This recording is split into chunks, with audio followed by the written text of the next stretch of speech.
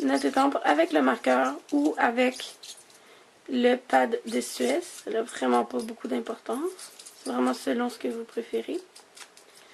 Donc, je vous recommande d'étamper une première fois sur un papier brouillon. Sinon, l'encre va être un petit peu trop intense et ça ne va pas faire le même résultat. Donc, on vient simplement étamper notre étampe. Et voilà. Comme vous voyez, oups, c'est très flou comme résultat. Là, il y a flou et flou, je vous l'accorde. Donc, la technique, c'est simplement de venir mettre un petit peu d'eau sur notre pinceau, mais d'enlever le surplus avec notre doigt et de venir simplement tapoter pour venir activer la couleur. Je vais en mettre un petit peu plus. Donc, on vient simplement étendre l'encre qu'on a mis pour venir créer l'effet aquarelle.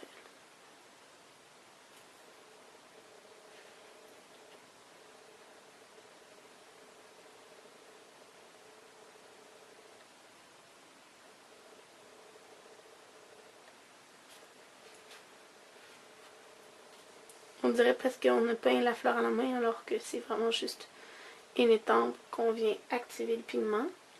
C'est sûr que vous ne pouvez pas utiliser n'importe quelle encre, il faut que ce soit une encre qui va réagir à l'eau. Puis si vous n'aimez pas le résultat préalable, on peut toujours retourner activer le pigment encore une fois. C'est un autre moyen d'utiliser vos étampes pour créer un effet aquarelle intéressant. Je vais vous montrer un petit peu mieux le résultat. Donc voilà. Donc j'espère que vous avez apprécié les quelques petites techniques que je vous ai montrées aujourd'hui. Faites des tests, essayez. Il n'y a pas d'erreur en aquarelle. Il y a simplement des essais. Puis laissez aller votre imagination, votre créativité. Si vous avez des questions, n'hésitez pas à me demander sur le forum. Ça me fera plaisir de vous aider. Bonne journée! Bonjour, j'espère que vous allez bien. Aujourd'hui, je voulais vous présenter une technique que j'ai montrée au dernier crop de Karma avec ce produit ici, je vais vous montrer, qui s'appelle Liquitex Black Lava. Donc, je vais vous montrer ici ce que j'ai fait sur ma page. Donc, en fait, j'ai mélangé avec différents médiums. Je vais vous montrer, je vais zoomer un petit peu. Donc, ici, j'ai mélangé avec la peinture. Je vais vous montrer comment le faire. Ici, j'ai appliqué le produit seul, avec des masques. Donc, je vais vous montrer les techniques. Pour commencer, évidemment, ça vous prend le produit. Je vais juste... OK. Donc, vous avez besoin du produit, des spatules, des masques, n'importe quel va faire, puis une surface pour appliquer votre médium. Donc, pour commencer, je vais vous montrer l'application, les différentes applications qu'on peut en faire. Donc ici, comme vous pouvez voir, je vais zoomer, je pense, finalement.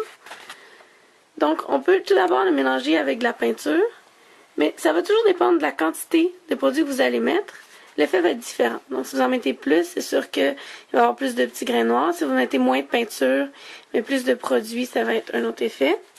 Ici, j'ai utilisé le produit sel avec un masque, mais j'en ai pas mis beaucoup. C'est vraiment... Ah non, ici, je l'avais mis avec de la gesso, excusez-moi. Donc, pas beaucoup de produits avec de la gesso. Ici, beaucoup de produits avec de la gesso. Ici, beaucoup de peinture comparée aux produits. Ici, encore avec de la gesso. Je me suis amusée avec la quantité selon la quantité de gesso. Puis même si vous utilisez le produit seul, dépendant de la quantité que vous allez mettre et l'épaisseur, ça va venir jouer. Vous pouvez faire des textures aussi. Si on en met beaucoup, ça va faire un effet de brillance, puis ça va être surélevé. Si on utilise le produit sel, mais qu'on en met beaucoup, selon ce qu'on en met moins, ça fait un effet différent. J'ai aussi utilisé avec un masque. Donc ça fait vraiment très défini, puis ça sèche complètement dur et ça fait un relief aussi. Puis un autre masque avec de la peinture. Donc je vais vous le montrer. Premièrement, on va le faire avec de la gesso. Donc, n'importe quel gesso que vous avez va faire l'affaire. Si je suis capable d'ouvrir mon pot, ça va aller mieux. Donc, je vais vous montrer avec un petit peu de gesso, puis avec un petit peu plus. Donc, on va voir les différentes variantes. Donc, ensuite, je vais juste... Avec la gesso, avec le produit, on va venir mettre à peu près la même quantité de produit que de gesso. Puis ici, on va venir mettre beaucoup de produits.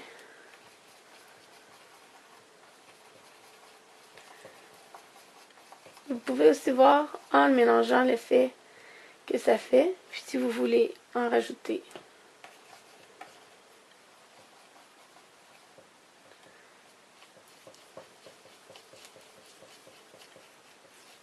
J'en veux un qui est vraiment plus blanc que le noir, juste pour que ça ajoute une texture. Puis l'autre, je veux vraiment que ce soit beaucoup plus consistant.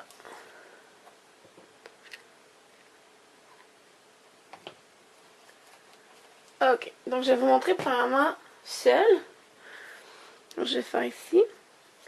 Donc si on prend celui avec beaucoup de Black Lava, vous voyez que ça fait assez noir, on voit beaucoup les picots. Si on vient prendre ici celui avec beaucoup plus de gesso, on voit que l'effet va être totalement différent. Je vais vous montrer. Vous pouvez voir en haut celui qui a beaucoup de produits comparé à l'autre qui en a beaucoup moins. Ça fait deux effets différents. Si vous laissez la texture, vous pouvez voir, j'ai mis la texture, ça va sécher vraiment solide. Donc vous n'avez pas à vous inquiéter, là, ça va faire un beau résultat. L'autre application que je voulais vous montrer, c'est le produit tout seul avec un masque. Je vais le faire ici dans le coin. J'espère juste que vous allez vous voir. Voir. Ok. Donc, le produit seul avec le masque.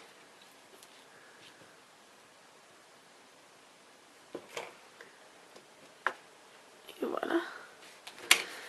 Donc, c'est aussi simple que ça.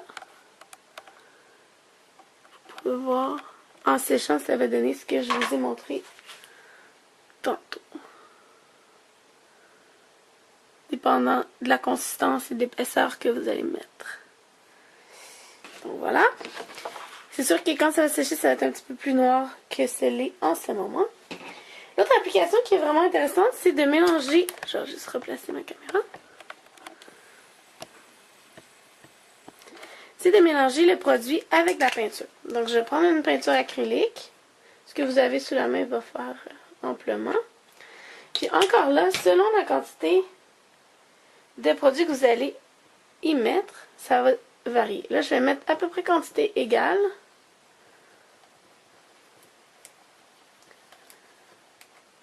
Je vais en rajouter un petit peu même. Je vais juste prendre une autre spatule.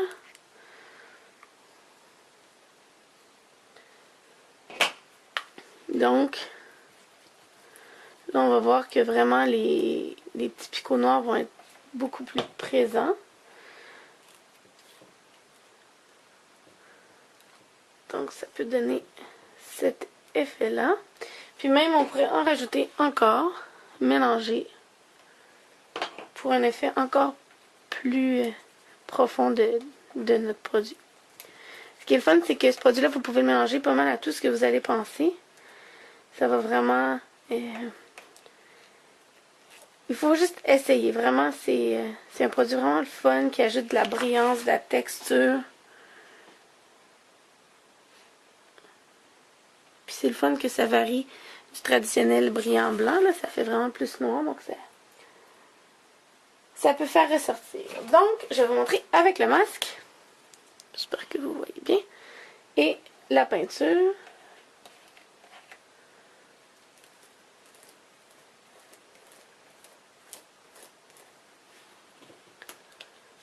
Et voilà.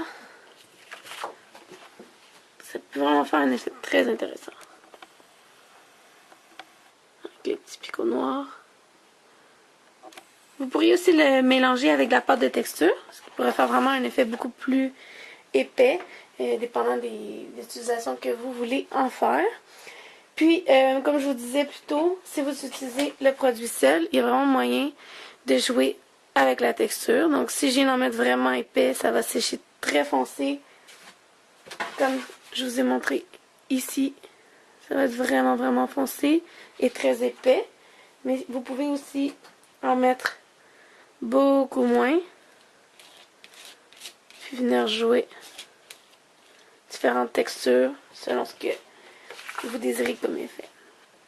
Donc c'est vraiment un produit qui est intéressant, versatile. Donc voilà, c'est tout pour moi. J'espère que vous avez apprécié et que vous avez appris des nouvelles techniques. Si vous avez des questions, n'hésitez pas à me demander sur le forum. Bonne création!